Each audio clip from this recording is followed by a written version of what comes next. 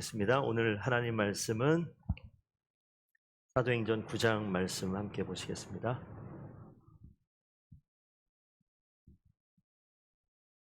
10절에서 19절 말씀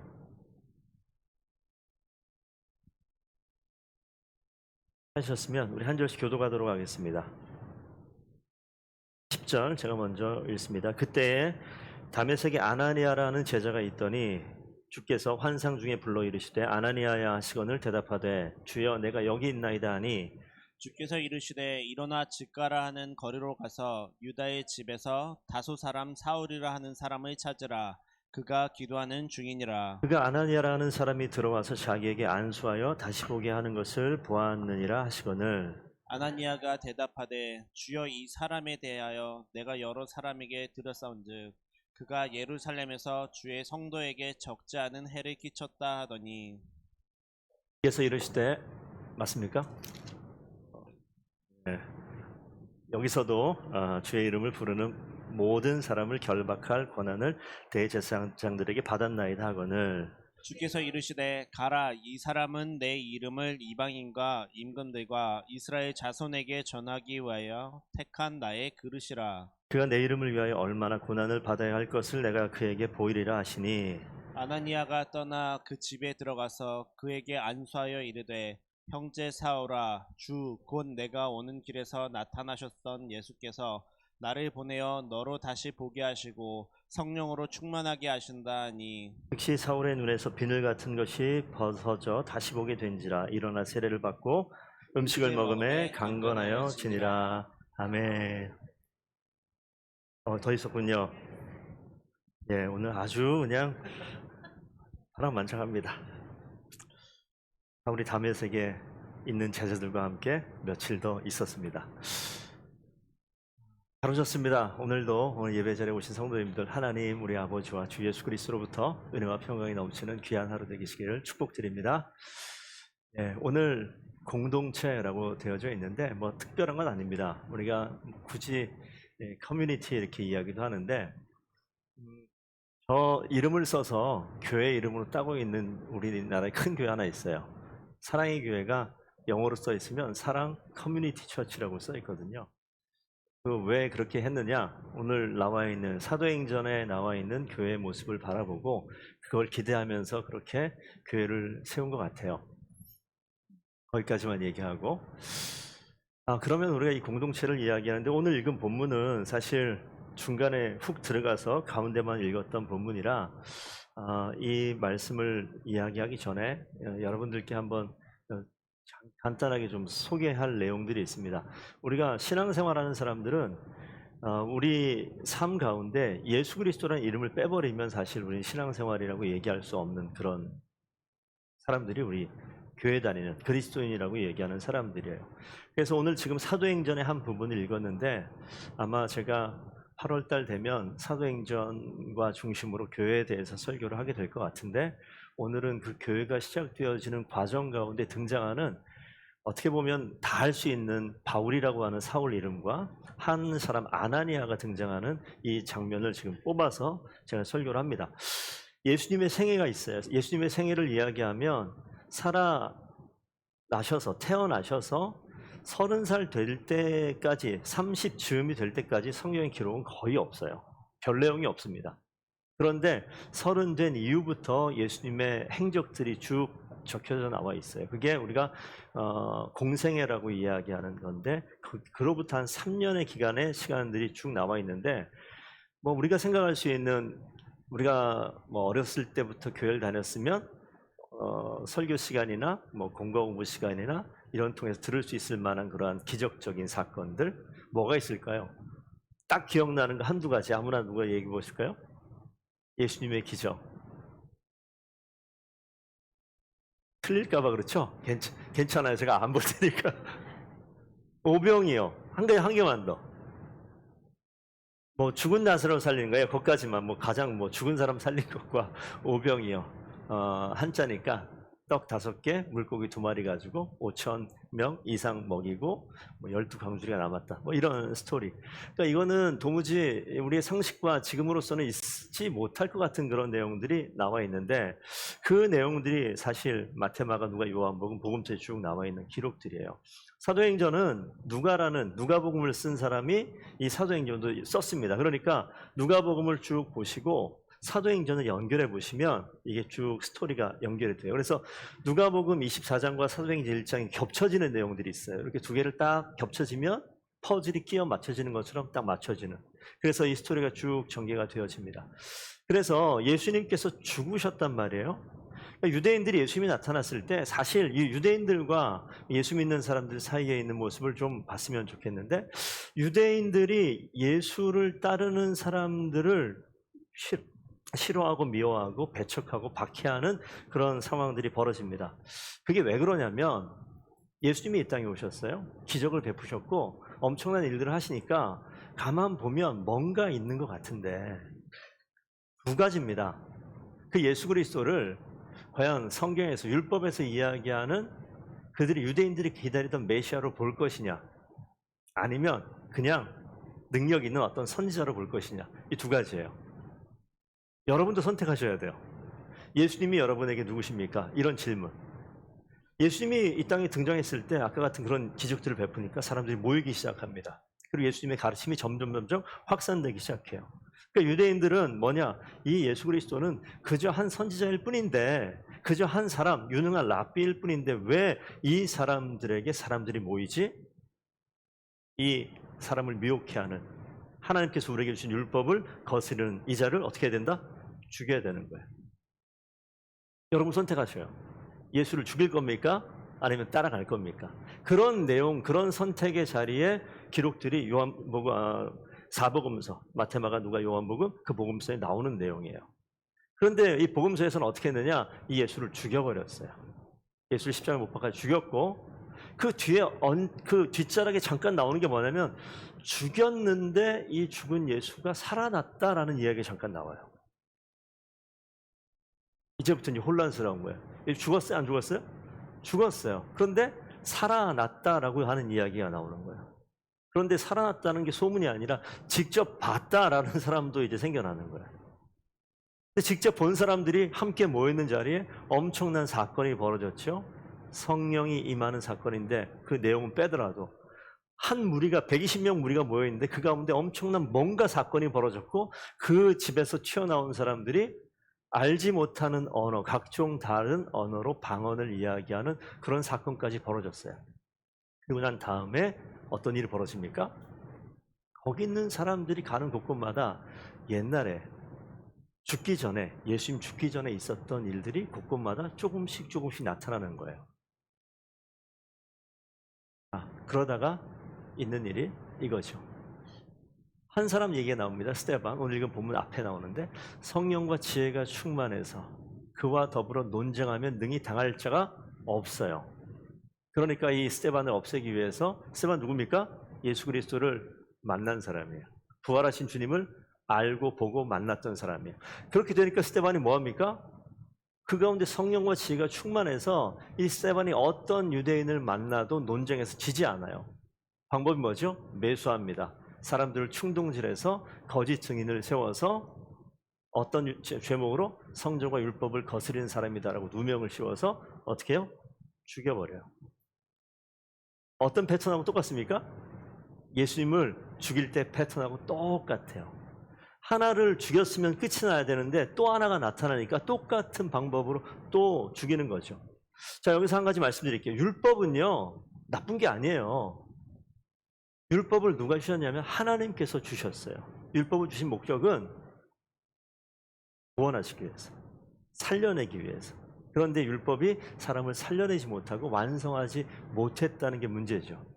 그래서 이스라엘 백성들이 율법을 가지고 있는, 하나님 말씀을 가지고 있는 이 백성들이 율법을 가지고 있는 거기에서 뭘 기다립니까? 이 땅에 오신 메시아를 기다려요.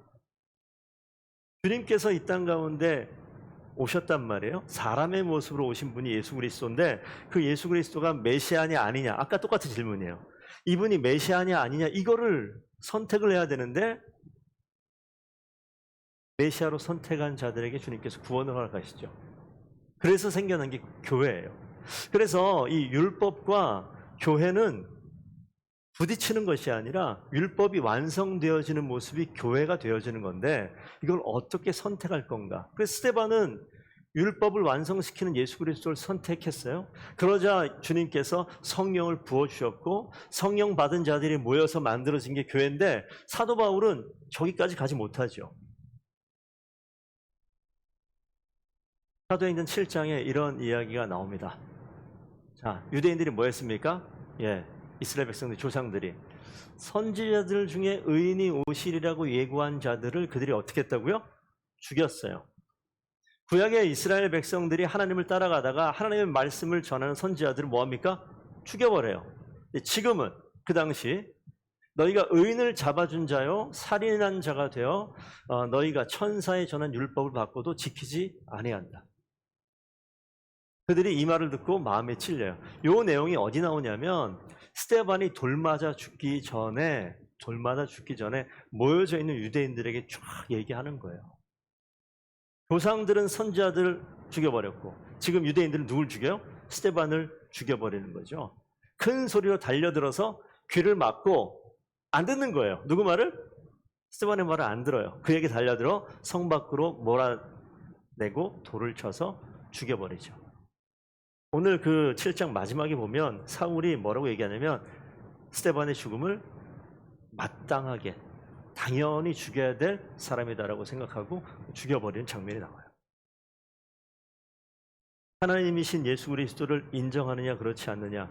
저는 지금 목사잖아요. 그리고 주일마다 한 번씩 이렇게 예배 때 설교를 준비해야 되는데 성경을 자주 보게 되어집니다. 그래서 제가 가끔씩 내 인생을 거꾸로 돌려서 지금 은율이가 초등학교 5학년이라고 그러니까 그럼 나이가 몇 살이에요?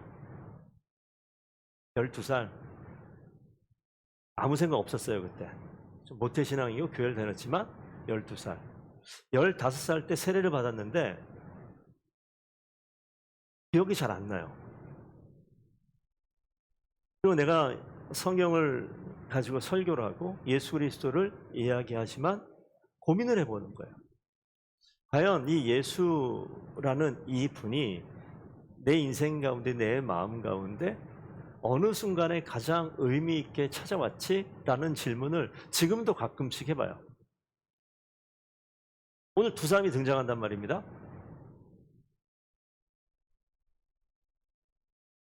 한 장이 없군요. 그 스데반이 했었던 일이 하나 있어요. 그게 뭐냐면 사울이 했었던 일이 아무리 이 예수를 따르는 도를 박해하고 없이하고 죽이려 해도 이게 계속해서 넘어가는 거죠. 스데반과 사울이 지금 하는 일들이 있는데 스데반은 예수 그리스도를 전하는 일을 하고 사울은 예수 그리스도를 전하는 자를 죽이는 일을 하고 사울은 율법을 자기 인생의 가장 중요한 것으로 여기고 스데반은 율법이 완성되어져 있는 교회를 아주 중요하게 여기는 사람입니다. 율법이 우리 가운데 이스라엘 백성 가운데는 하나님이라고 생각을 했었던 사람들인데 이들이 만나지 못한 한 분인데 그게 예수 그리스도예요. 한 가지만 더 봅시다. 유대인 가운데 특별히 유대인의 율법 가운데 이 사울이라는 자는 정말 하나님을 사랑했던 사람이에요. 제가 고민이 되는 부분이 하나 있습니다. 제가 여러분들에게 한 명씩 다 물어보지 못하겠지만 그냥 속으로 한번 대답해 보세요. 여러분 하나님을 사랑하십니까? 제가 어려서 초등학교, 중학교, 고등학교 다닐 때 예수님보다 하나님을 더 사랑했던 것 같아요. 무슨 말씀인지 한번 생각해 보세요. 하나님이란 말이 예수님이란 말보다 저에겐 조금 더 익숙해요. 구약에는 예수님이 등장하지 않습니다. 그렇죠?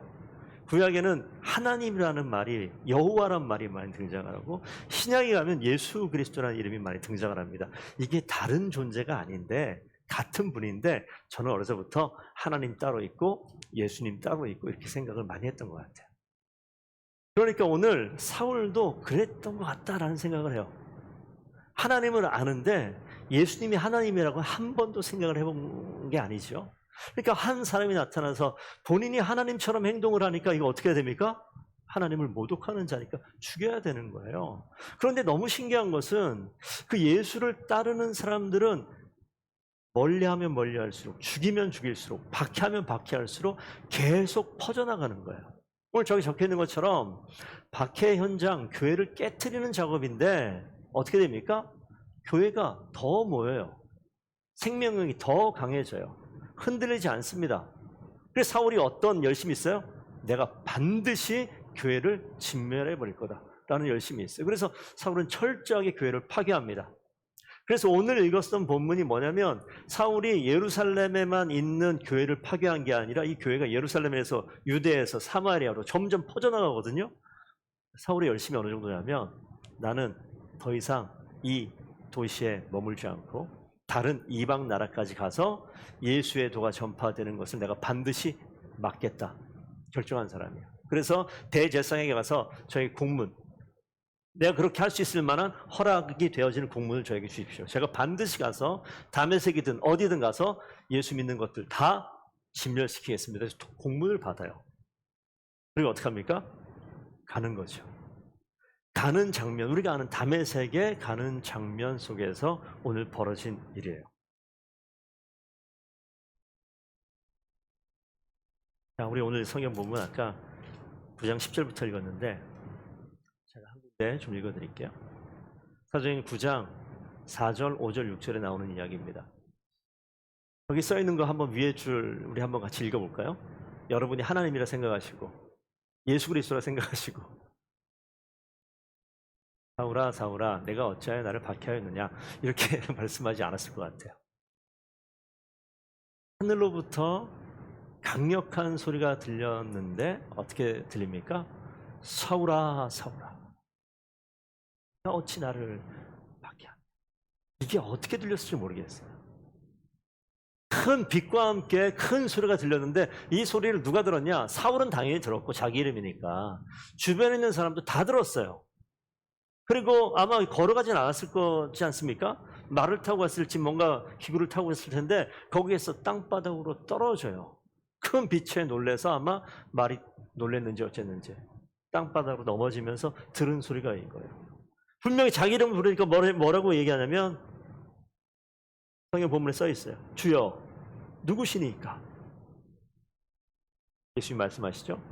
나는 내가 박해하는 예수라. 그리고 한마디 더 있어요. 너는 일어나 시내로 들어가라. 내가 행할 것을 내게 이를 자가 있느니라.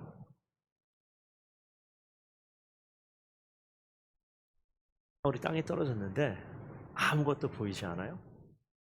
머릿속에 뭐가 있어요? 땅에 떨어졌는데 눈을 떠보니까 눈이 지금 아무것도 안 보이는 거예요.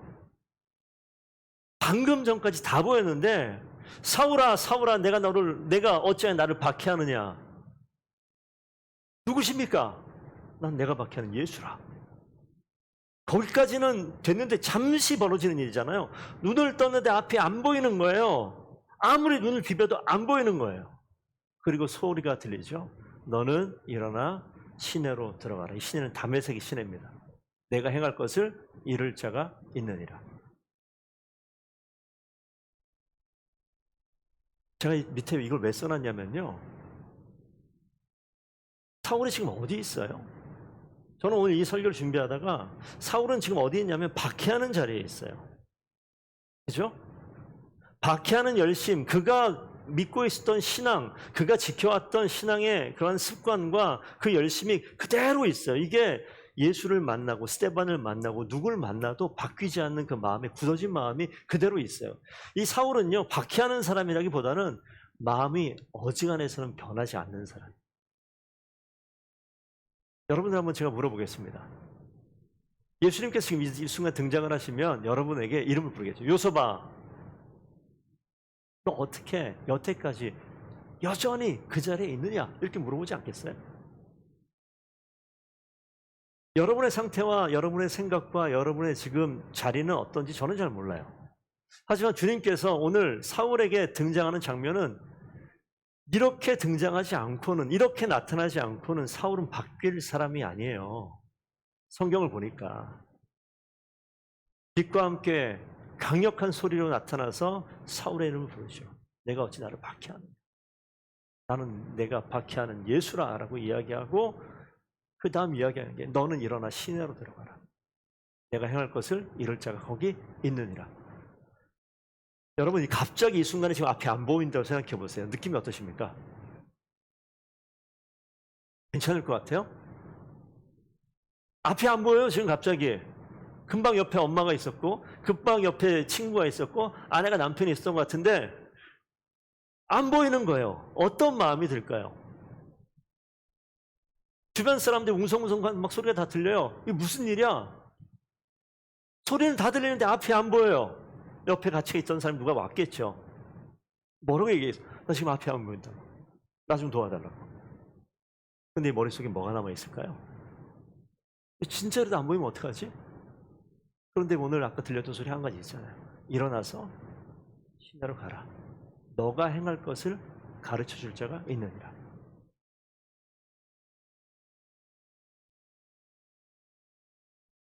소망이 없어지는 것 같지 않습니까? 그런데 여기에서 이 장면 가운데 오늘 읽었던 성경 본문이 뭐냐면 이와 동시에 어떤 일이 벌어졌느냐?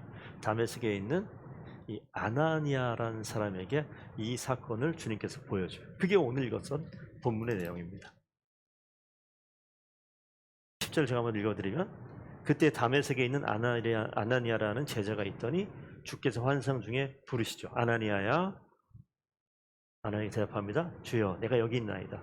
주님이 말씀하시죠. 일어나 직가라 하는 거리로 가서 유다의 집 다소 사람 사울이라 하는 사람을 찾으라. 그가 뭐하는 중이다? 기도하는 중이다.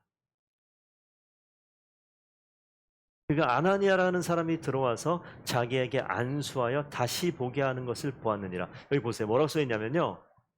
바울이 눈이 가려졌지만 하나님께서 바울에게 나타나서 뭐 했냐면 너 가서 찾아온 사람 너 들어가 시내로 들어가서 너가 행할 것을 이룰 자가 온다라고 얘기했는데 그 이름을 이야기해 주는 거예요. 예수님께서 환상 중에 뭐라고 얘기하냐면 아나니아라는 사람이 들어와서 너에게 안수하여 다시 보게 할 것이다 라는 것을 보았어요. 앞은 안 보이지만 환상 중에. 자, 이쯤 되면 잘 좀 정리하겠습니다. 저를 좀 보시죠. 되게 중요한 장면이에요. 땅에 떨어졌고 앞은 보지 못하고 이 상황에 들리는 목소리는 예수라는 이름 하나 목소리가 들리고 시내로 들어가서 내가 가르쳐주는 그 집으로 가라고 얘기했는데 거기에 가면 아나니아라는 사람이 나타나서 너를 안수할 것이고 그때 비로소 너 눈이 뜨여질 거다라고 이야기를 했어요. 앞이 보이지 않습니다. 그리고 오늘 성경에 보시게 되면 뭐라고 나와 있냐면 사울이 앞이 보이는 것뿐만 아니라 자 9장 9절에 사흘 동안 보지 못하고 먹지도 마시지도 아니하니라. 보이지 않는 것은 이미 안 보이는 거예요. 그런데 이 기간이 며칠 동안 있었다? 사흘 동안.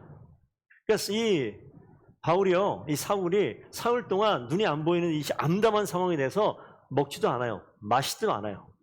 근데 성경의 표현을 보니까 예수님 뭐라고 얘기하냐면 사울이 뭐하고 있다? 기도하는 중이라고 하고 있어요. 사흘 동안 먹지도 않고 마시지도 않고 뭐 하는 거죠? 금식기도 하는 금식기도. 그도 하나님을 아는 사람이에요. 하나님을 대적하는 것처럼 보이지만 예수를 대적하는 것처럼 보이지만 바울은요, 사울은요 하나님 아는 사람이에요. 하나님 아는 사람이라고요. 그러니 사울이 누굴 붙들고 기도했을까요? 하나님 붙들고 기도했겠죠. 어떻게 기도했을까요? 저는 이렇게 기도하지 않았을까 생각이 듭니다. 자신이 믿는 하나님께 대해서 깊이 생각하겠죠. 모든 것이 다 끊어졌어요. 자기를 한번 돌아보지 않았을까요? 뭐가 머릿속에 있었을까요? 강한 빛과 함께 들렸던 강렬했었던 소리, 사울아 사울아 너는 왜 나를 박해하느냐, 이 소리가 지금 막 쟁쟁하게 들리지 않을까요? 그러면서 자기가 박해했던 사람들 막 필름처럼 돌아갔을 것 같아요. 예수가 과연 누군지 계속 돌아갔을 거예요. 스테반에 했던 설교의 내용들이 계속 머릿속에 남았을 거예요. 그리고 머릿속에 뭐가 남아있을까요? 아나니아.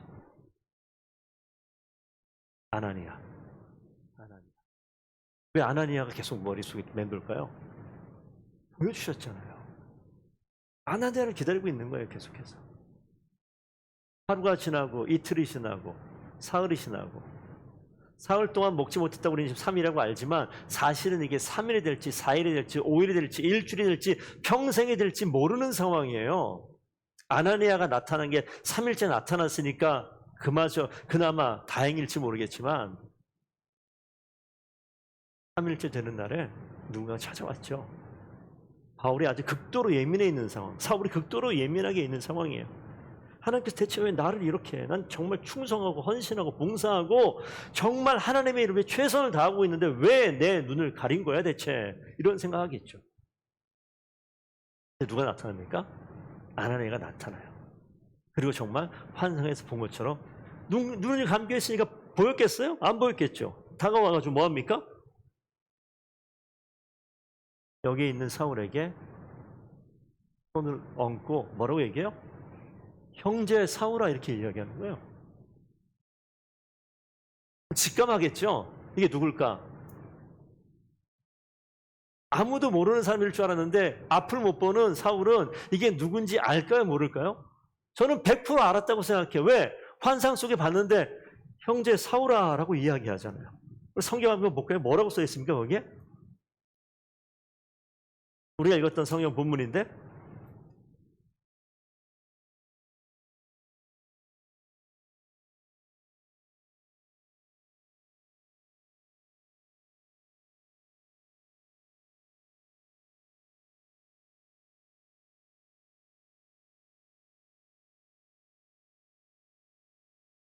몇 절이죠?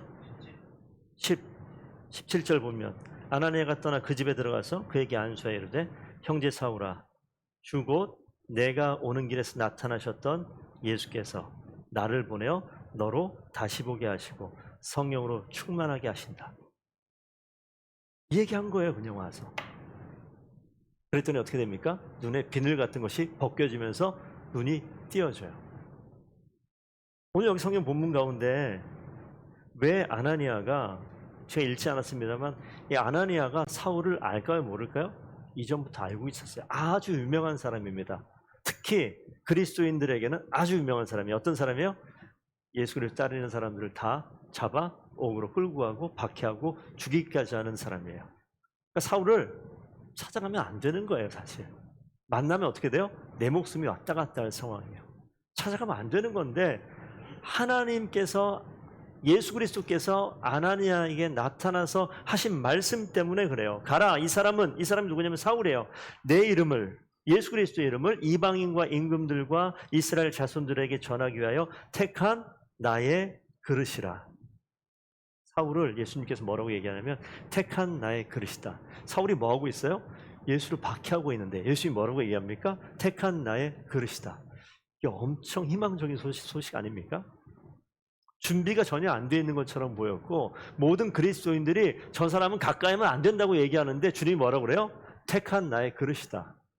저는 이 말씀을 보면서 소망 없는 사람은 없겠구나. 희망이 없는 사람은 없겠구나. 우리 주변의 성도들이 내가 저 사람은 저 사람은 아직 아닌 것 같아. 저 사람이 진짜 예수 믿으면 안 돼. 절대 안 돼. 절대 안 돼. 라고 우리가 얘기할 만한 사람이 있을 수도 있어요. 그런데 주님께서 뭐라고 얘기하죠? 나의 택한 그릇이다라고. 아나니아 가운데 누가 있습니까? 하나님을 섬기는 사람이 예수 그리스도 만난 거야. 아나니아 가운데 예수 그리스도가 있어요. 늘 자주 쓰는 말. 예수 그리스도가 아나니아 가운데 있어요. 그런데 예수 그리스도는 아나니아의 주인입니다. 그래서 아나니아가 주인 대신 예수 그리스도의 말에 순종하는 거예요. 분명히 박해하는 자인 거 알지만 주님이 주인 되시고 주님이 뭐라고 얘기합니까? 택한 나의 그릇이야. 내 이름을 위해서 그가 어떻게 일하게 될지 내가 보여줄 거야 라고 이야기하니까 아나니아가 결정하고 누굴 합니까? 목숨을 걸고 가는 거예요. 누구에게? 사울에게. 그리고 부르는 호칭을 보세요. 뭐라고 부르죠? 형제 사울아. 형제. 그래서 교회 가운데 형제는 뭐냐면 주님께서 택하신 자를 형제라고 부르는 거예요. 주님께서 택하신 자를, 그래서 주님께서 택하신 그리스도인을 우리가 형제라고 얘기하고 자매라고 이야기하는 겁니다.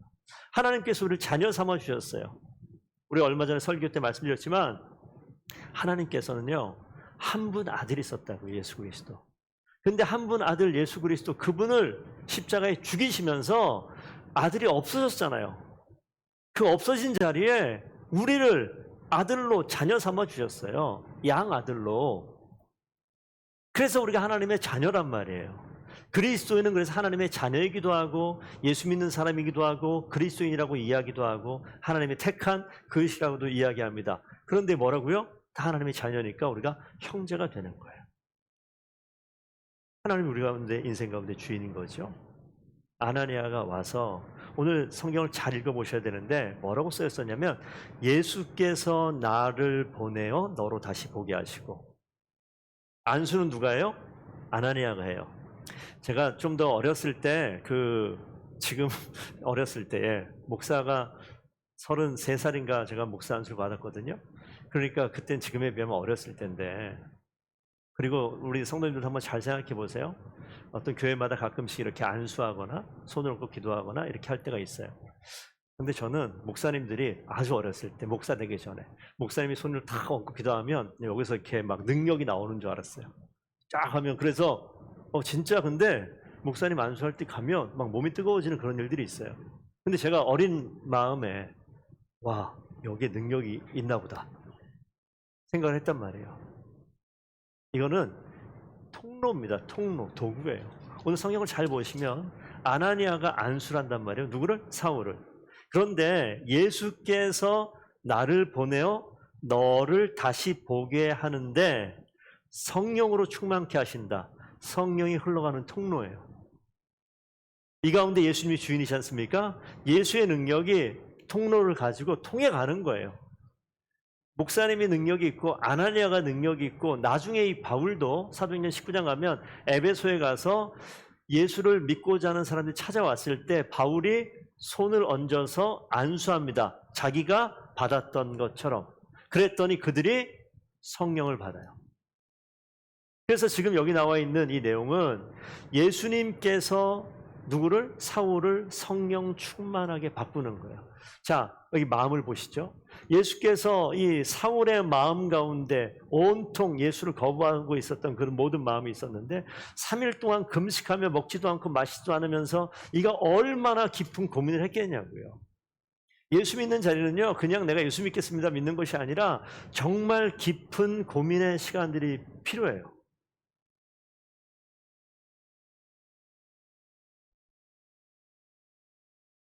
이 본문 말씀은 잠깐 좀 넘어가고요.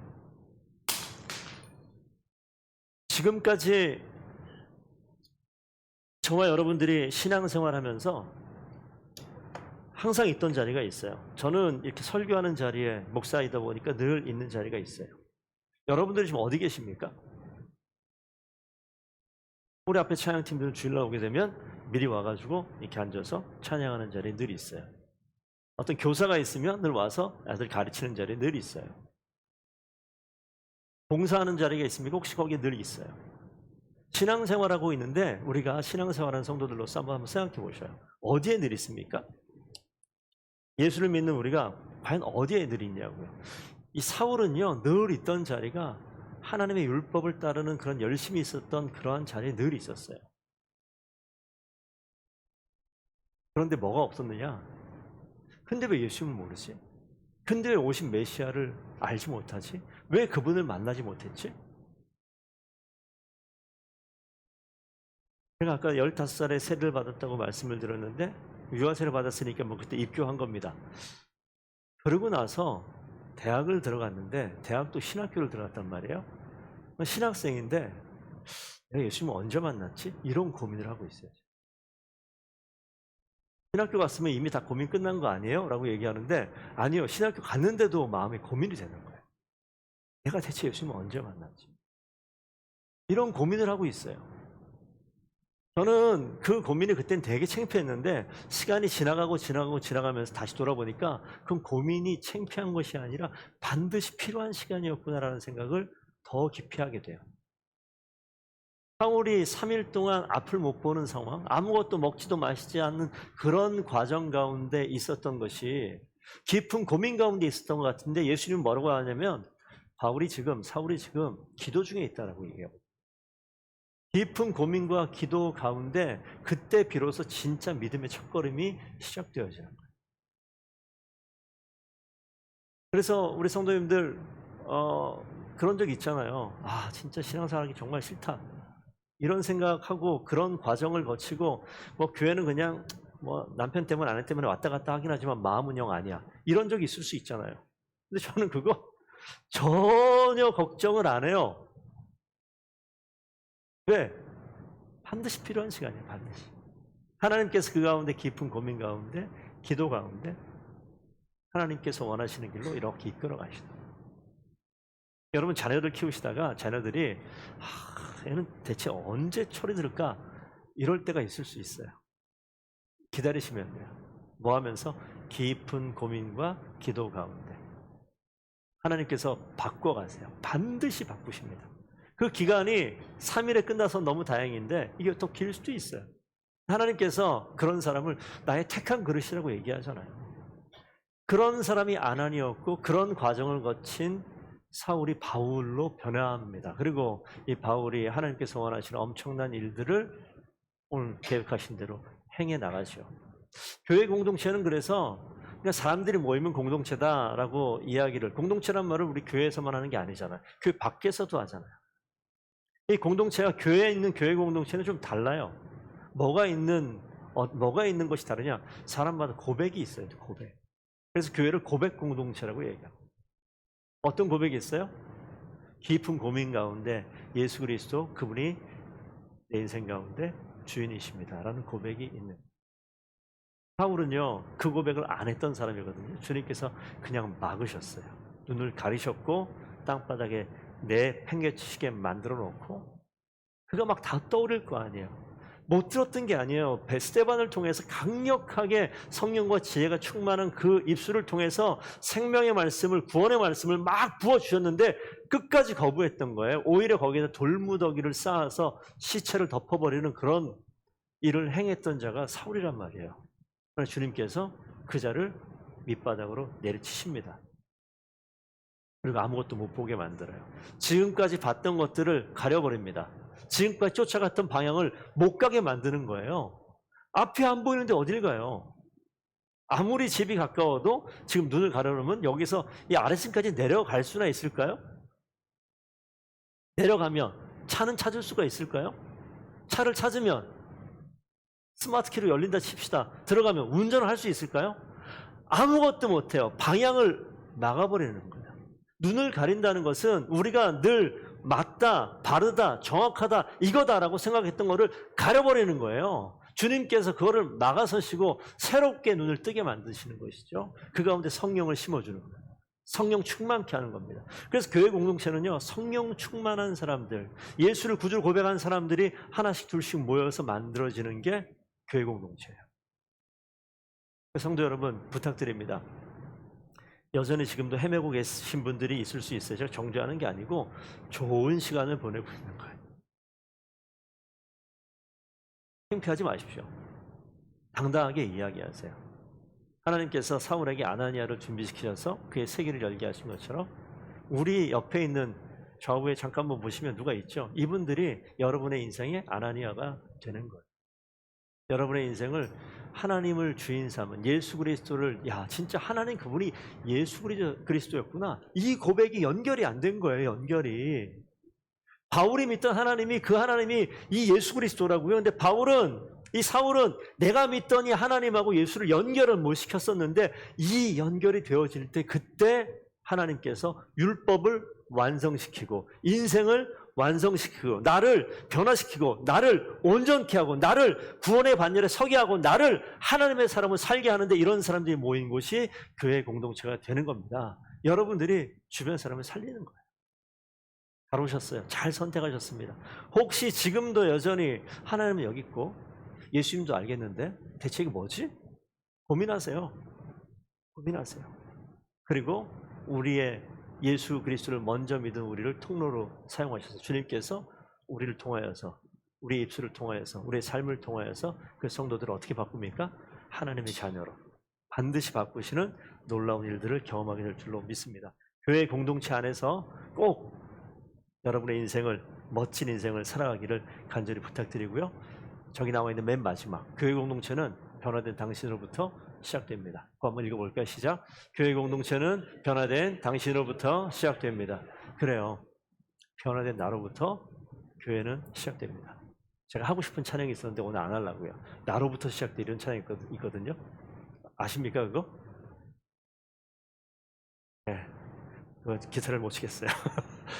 다음에 또 신나게 우리 하나님께서 우리 인생을 바꾸신 주님을 찬양하며 그렇게 나아가길 원합니다. 다 함께 일어나셔서